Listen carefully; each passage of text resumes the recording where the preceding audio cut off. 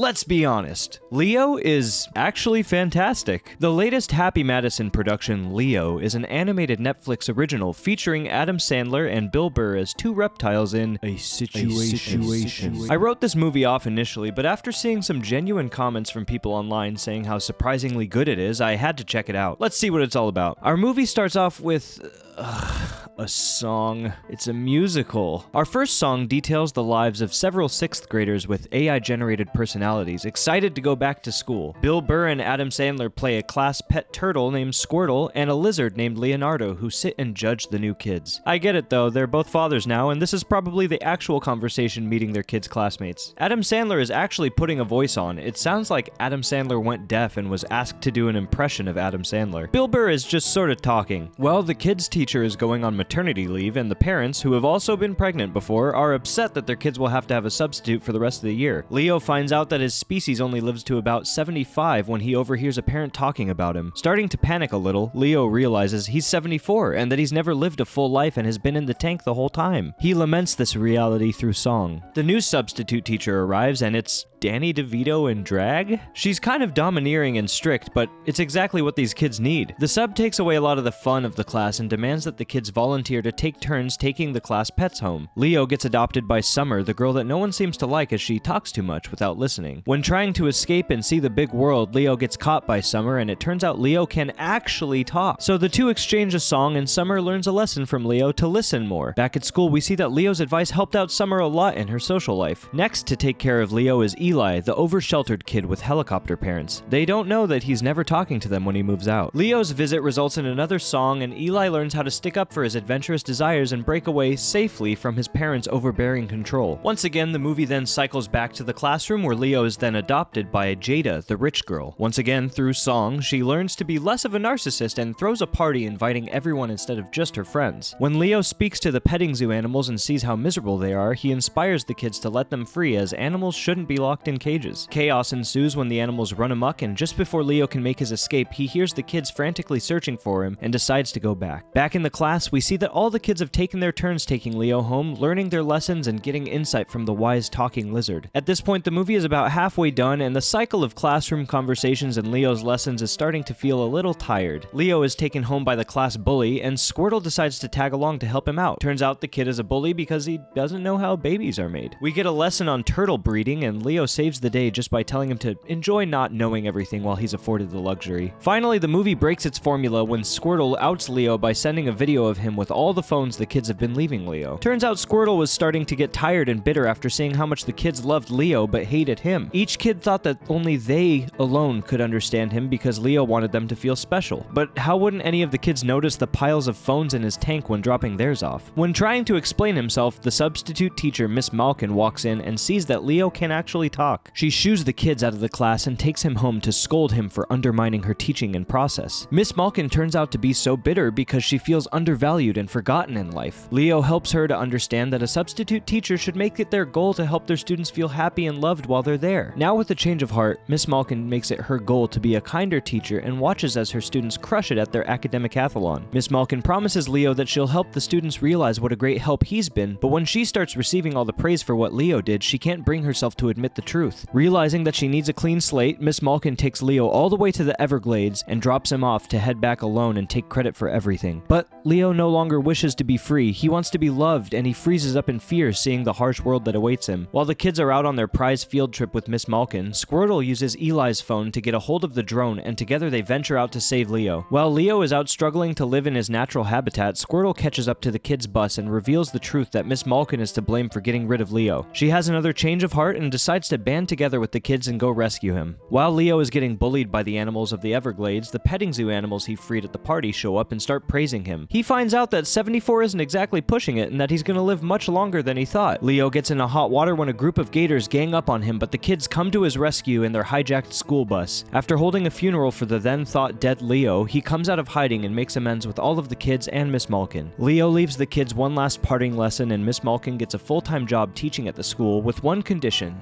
that whatever classroom she's in, she wants Leo and Squirtle there. And that's it. For what seemed to be your average Netflix phoned-in animated feature, Leo reveals itself to be a really heartfelt story with pretty good writing and jokes. The first half of the movie is fun, but tends to drag about 30 or so minutes in, but that's rectified by the fantastic final act, and honestly, I would say yeah, this is a great movie. Hopefully the success of this movie helps Netflix put more soul into their other productions, because everyone knows they could use the help there. True.